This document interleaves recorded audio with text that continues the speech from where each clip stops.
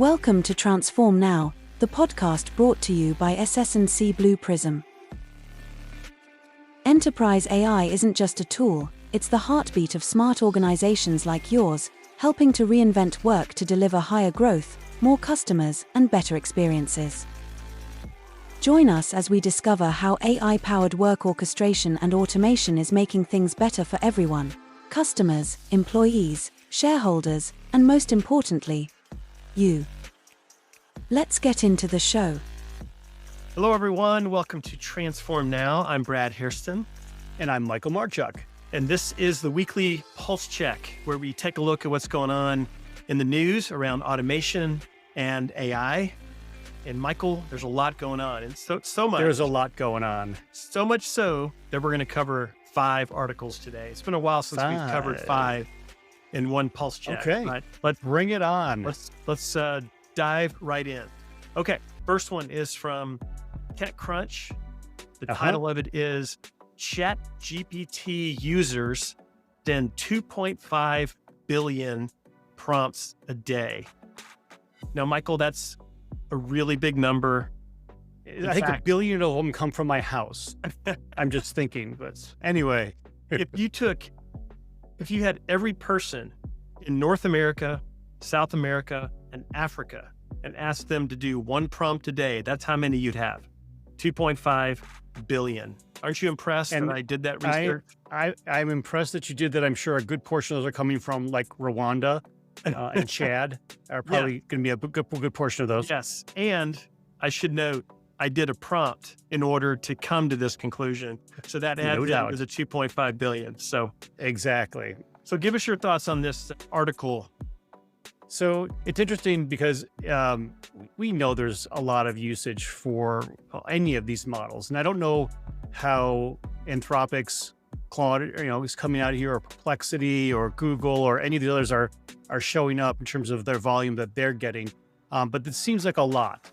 Yeah. Until you look back to, as this article mentions, the idea of Google's searches. So Google searches account for 14 billion searches per day versus these ChatGPT of 2.5 billion per day. So a lot of stuff happening in both of them. Those are big numbers, just in general. Those are big numbers. Yeah. But the other part of it too, as I looked at it, the next part of that discussion here, the 2.5 billion prompts, they indicate that about 330 million of those are coming from users in the United States. And if you take our population, that's basically one prompt per day per person in the entire United States. And I didn't do any ChatGPTs on that one. I just figured that out myself. Anyway, but even then, globally, what that says to me is that the United States is only using about 10% of the ChatGPT's or OpenAI's ChatGPT platform, where 90% of the rest of the world is making up the rest of that traffic. So I thought that was very interesting. I would have expected it to be a little lopsided, more like 60% coming from the United States and 40% from the rest of the world. I would think the same.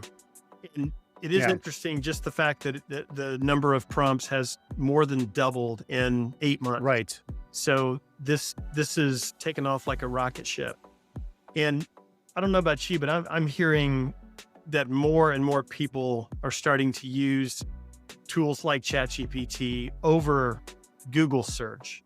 And I think that as more and more people get comfortable with it and start doing their own prompting and learning how it works, that's just going to continue to increase.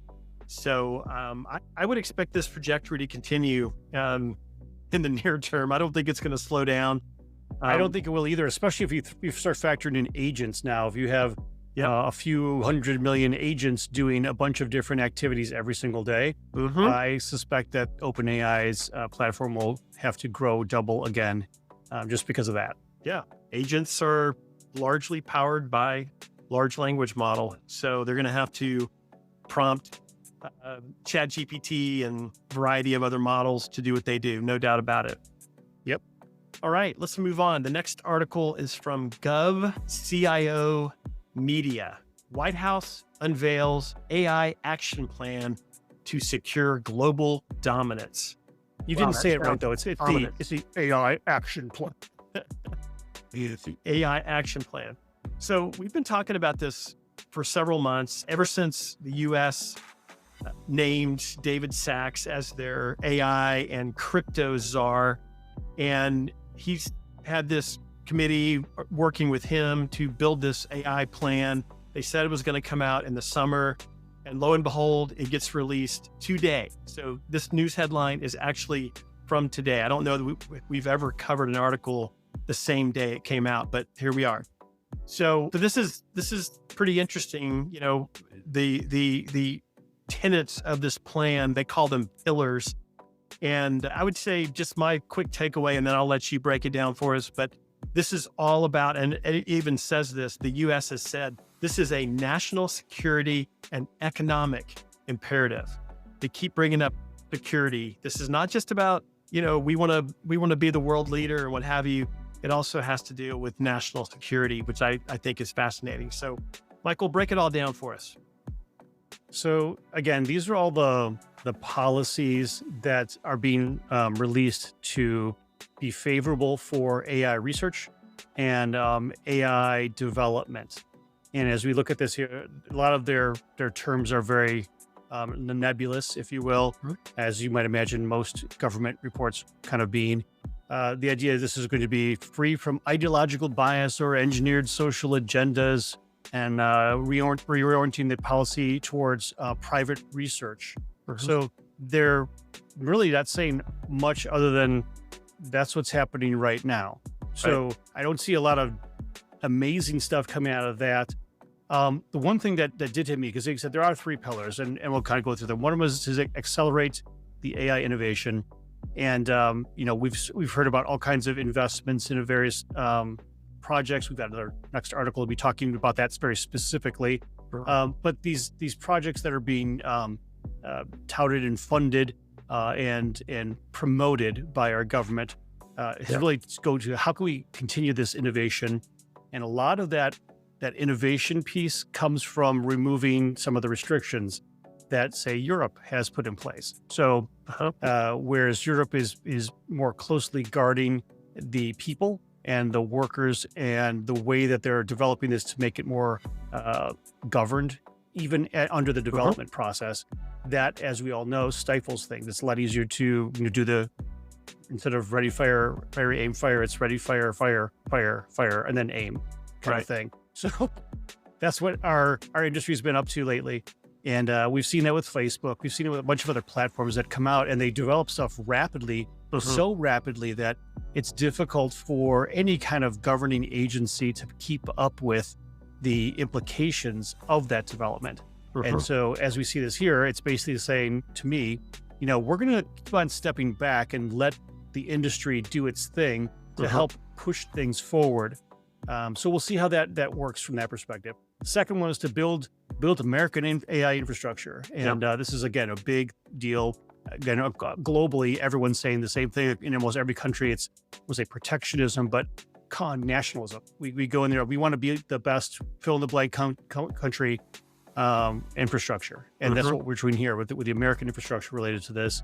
We saw that an article we covered last week with a national, was it Denmark or no, Sweden? I can't remember one of the countries in the Nordics that talked about specifically their national AI platform that they've built with an LLM directly within their own government to be able to support that in a fair and just way. And we are kind of going the opposite way, which is like stepping back from, say, letting private industry do this, but do it in America. Right. And then the third one was talking about that we want to be able to lead in international AI diplomacy and security. Again, getting back to the whole security thing. This is an interesting twist on words, because as I look at this, if you replace AI with nuclear, it makes it sound even more with what they're trying to aim for, which is, you know, instead of leading international AI diplomacy, it's leading international nuclear diplomacy and security, implying the weaponization of said technology. And they even mentioned in here this, you know, according to the Interior Secretary, Doug Burgum, AI is going to accelerate innovation, and we are in an AI arms race with China. And the only thing that's holding us back is energy. So we've talked about that a couple times on here, that the rapid and all-consuming need for power to create these data centers to be able to power the AI platforms. So there's a lot of stuff going on here, but to indicate that this is an arms race with China, I think is really trying to pull in that sort of Cold War mentality to get folks within the government, at least, to rally around this type of investment. Yeah, no doubt. Well, clearly the American AI policy is relying first and foremost on the private sector to make this happen. They make no bones about it. It's all about the private sector driving it and getting the government out of the way, remove the red tape, remove the regulations. And as you said, the energy, adding power to the grid is a huge, huge priority. They talk about making federal lands available to build data centers. They talk about more emphasis on nuclear power. So yeah, it covers so many different things. It's not just about having the best technology and the best people working on the best technology.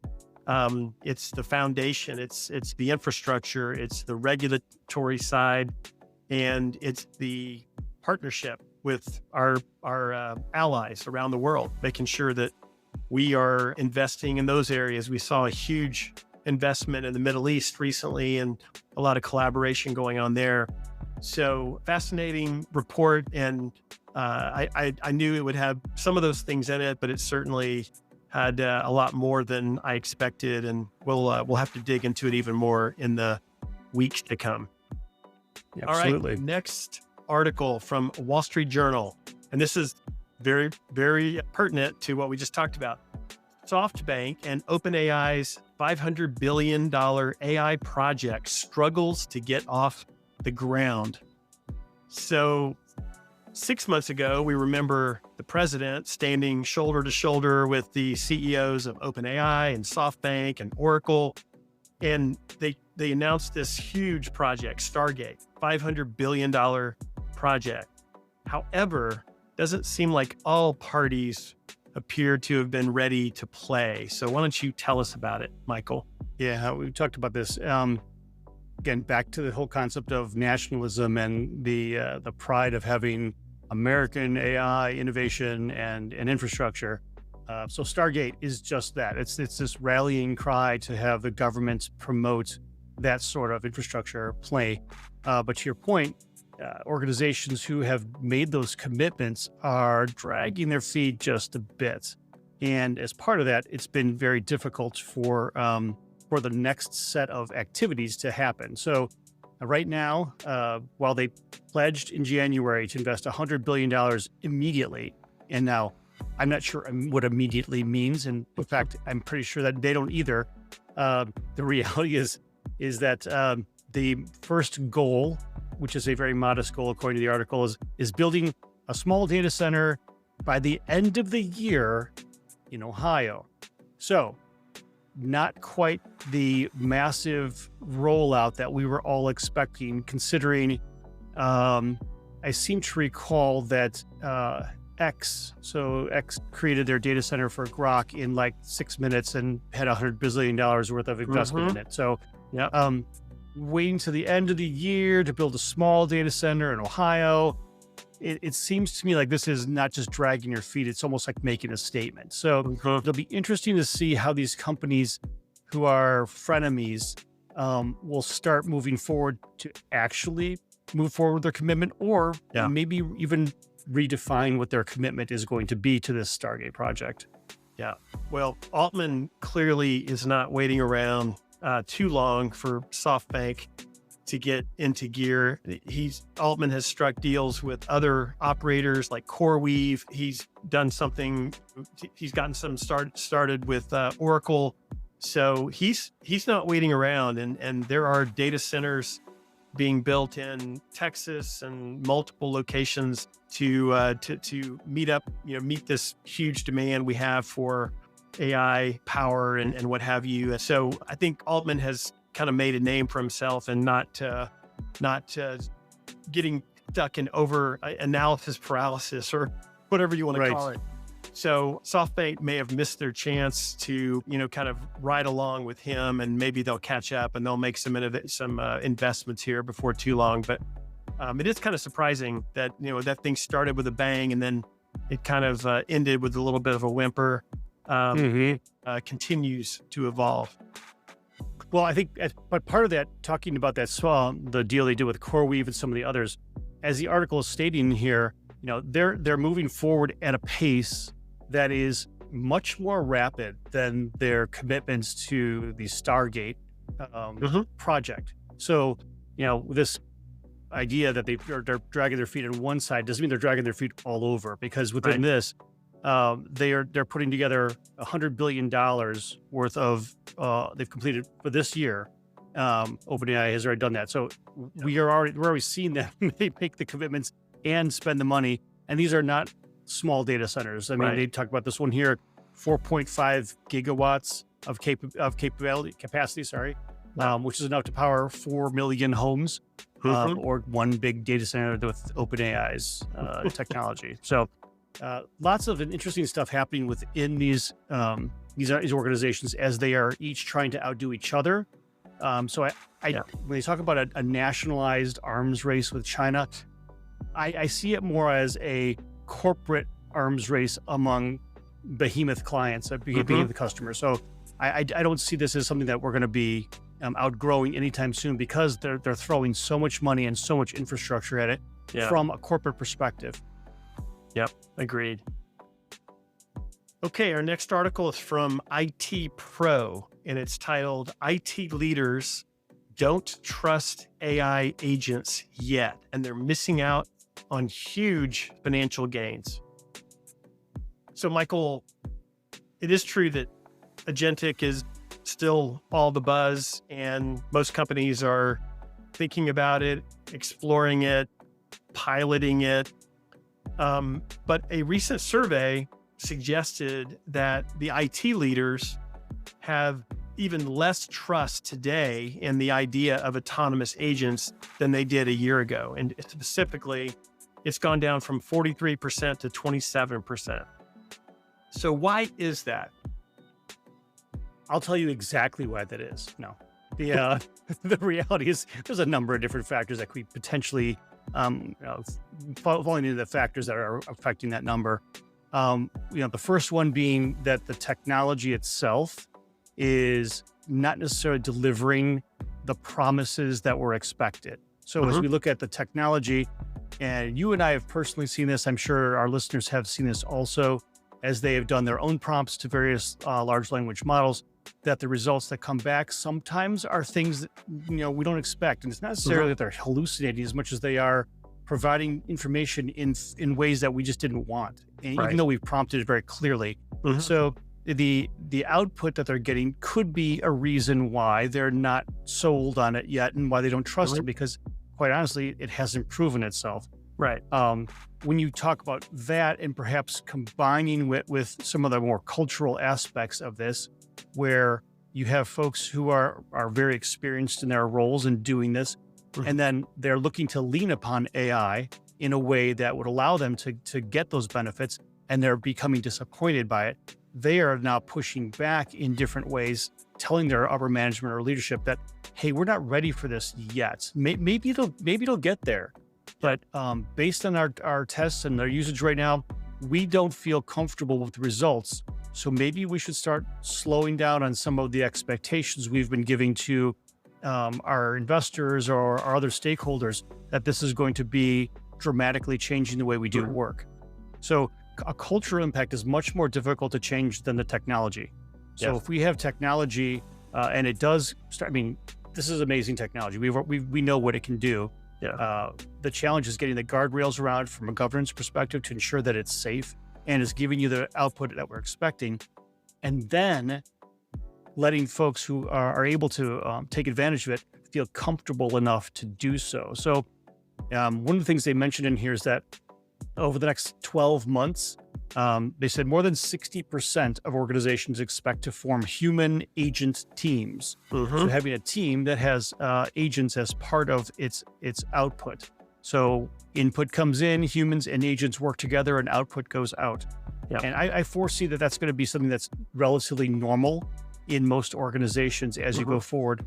I think there'll be some organizations that'll be a little more heavy on the agent side, and maybe some that'll be less heavy on the agent side. But the count of organizations having, 60% of them come into this and say, you know what, I think we need to have this in play to some extent, really tells me the story that people are getting more comfortable with it and they're planning for it.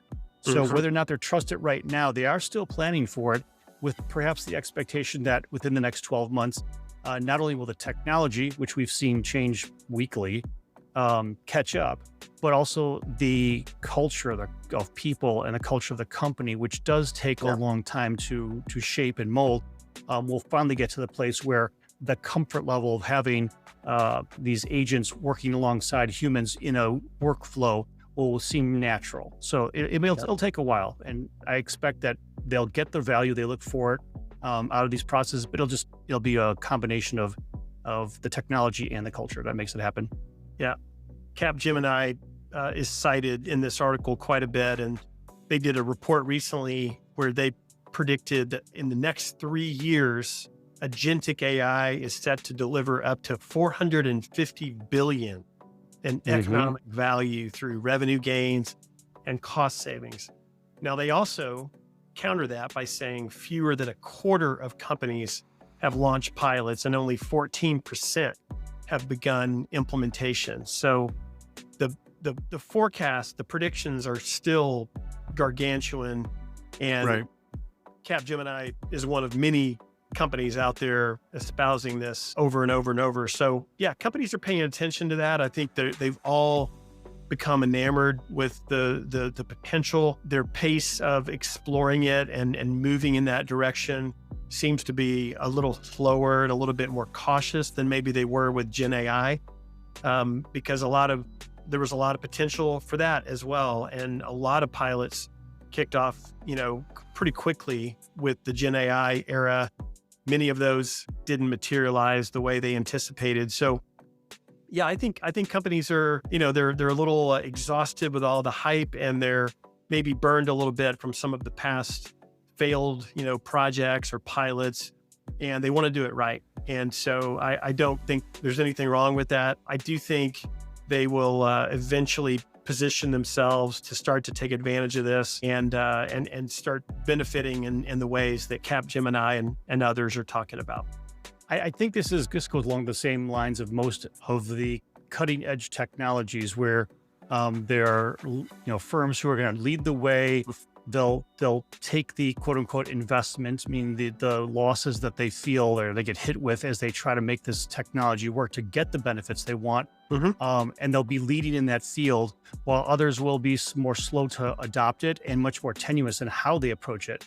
So like any technology, everyone knows the first set of folks are out there. They're in the wilderness on their own, trying to make it all work together.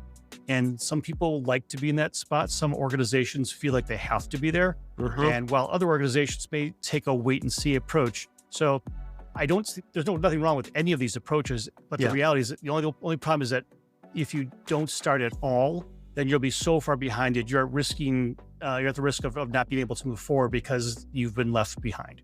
Good point. You need to do something, and you need to keep up to date by listening, of course, to our podcast and making the next step within your organization to prepare for this type of technology. All right. Our fifth and final article for the day is from AI Invest. It's titled "Creatives Resist AI Automation, Demand Control Over Work." So in a recent study by Stanford, 1,500 so-called creatives. Michael, you're a creative.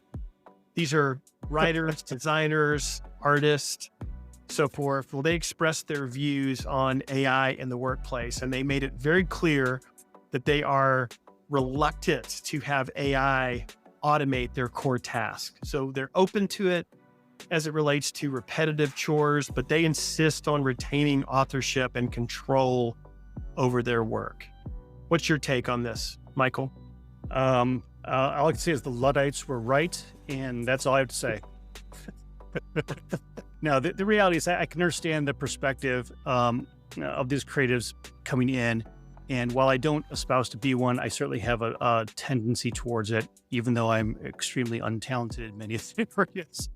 The reality is that, if we look at financial companies or other companies who are doing work, the work within, say, a financial analyst that they're doing may take the same amount of time that someone in the marketing department takes to create the perfect visual for an ad, or a perfect visual for a commercial that people would see on TV or on an ad on the internet. And the value that the organization places on those two people is very different. So the financial analyst will find that their pay scale is extremely different than those who are working within the creative arts department or the web development department. So they're already starting off at a spot where they're undervalued. And their article mentions this. So taking that to the next step, saying, well, listen, we're already undervalued. And now you're taking tools that can, and I don't want to use their words because I don't think they're right, but I think they can steal our work. There's been litigation on this already, saying there's a fair use rule that can support this training on different types of materials. But the reality is that they're seeing this as, well, if it takes me 3 seconds as a non-creative to go out to any one of these image generation sites and get an image that I think is good enough for our usage, I won't have to I want to employ a creative to do that work. And therefore they truly are losing out on their work. We've seen this with the Hollywood writers. We've seen it with a bunch of other folks in the same type of industry where this creative thinking and thought process is being slowly stripped away and replaced by prompts that you can toss into OpenAI, as we saw, one of the 2.5 billion prompts a day, and get a response that's either good enough or maybe even on par with what you'd expect to get from a human artist or writer.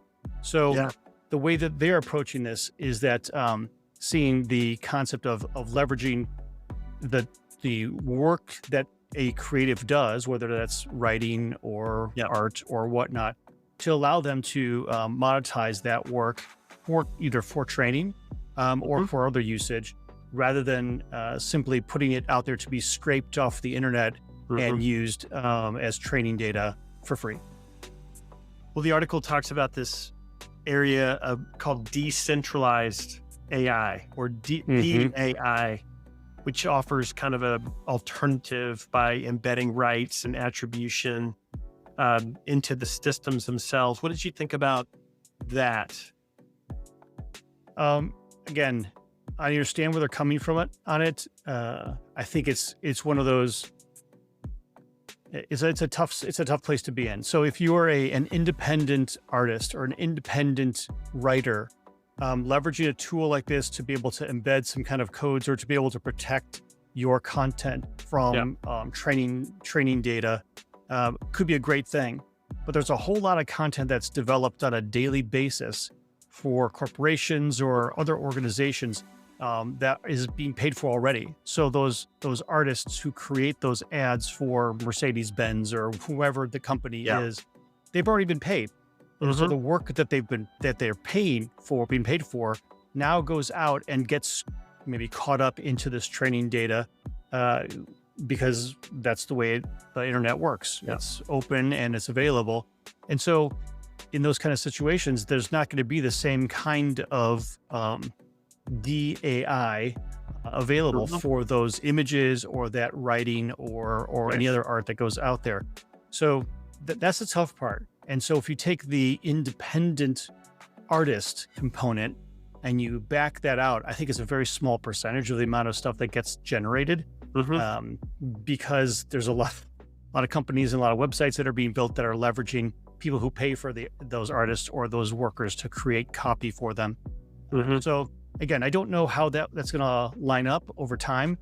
And there may be a different approach to this too, which we've talked about this a little bit in the past, that actual human created work may have additional value. So to say I have an actual painting made with brush strokes from a human hanging on my wall becomes a lot more valuable, not only to me, but to be able to feel the expression in that painting that the person put into it.